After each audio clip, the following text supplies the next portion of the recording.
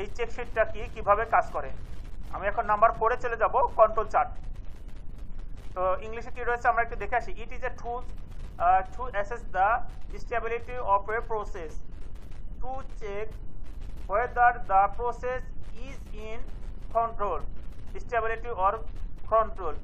No special causes variation, uncommon cause variation. বিষয়টা আবার ভালোভাবে বুঝবেন। No special causes variation, only common cause variation. যদি এটা বাংলা বিশ্লেষণ করি, এটি একটি প্রক্রিয়ার স্থায়ী মূল্যায়ন করার একটি সরঞ্জাম। প্রক্রিয়াটি নিয়ন্ত্রণে আছে কিনা তা পরীক্ষা করতে এবং স্থিতিশীলতা নিয়ন্ত্রণ। কোনো বিষয়ে কোনো বিশেষ কারণ পরিবর্তন, শুধুমাত্র সাধারণ কারণ ভিন্নতা। আপনার কোনো প্রসেসের কন্ট্রোল কেমন আছে সেটা কিন্তু এই কন্ট্রোল চার্টে দেখা হয়। মিনি ট্যাবে যারা কাজ করছেন বা এটা যদি দেখে থাকেন, কন্ট্রোল চার্টটা খুবই কিন্তু গুরুত্বপূর্ণ একটা বিষয়। আমি নাম্বার 5 হিস্টোগ্রাম নিয়ে আলোচনা করব।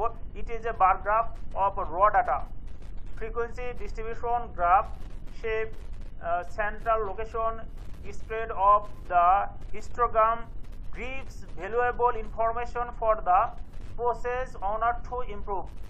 Normality test, এটা কিন্তু নরমালিটি টেস্ট।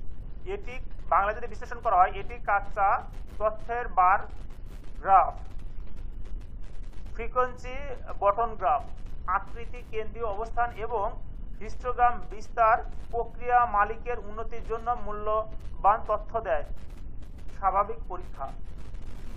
আমি এখন নাম্বার 6 আলোচনা করব, scatter plot. helps to evaluate the cause relationship between two factors, gives direction for complex analysis. ভালোভাবে বুঝবেন, give direction for complex analysis. Examine the relationship between two variables. Check for outliers. Create a time series plot with irregular time dependent data. Minitab plot symbols at the data values of two continuous variables at their xy coordinate. xy বারে যদি এটা কল্পনা করা হয়, আপনার যদি এটা মিনিট্যাবে যদি দেখাতে পারতাম তাহলে ভালো হতো। মিনিট্যাব নিয়ে আমি পরে আলোচনা করব। চলুন আমরা দেখে সেটা বাংলা বিশ্লেষণ করলে কি হয়।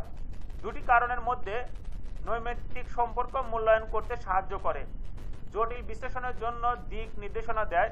দুটি ভেরিয়েবলের মধ্যে সম্পর্ক পরীক্ষা করুন। বহিরাগতদের জন্য পরীক্ষা করুন তাদের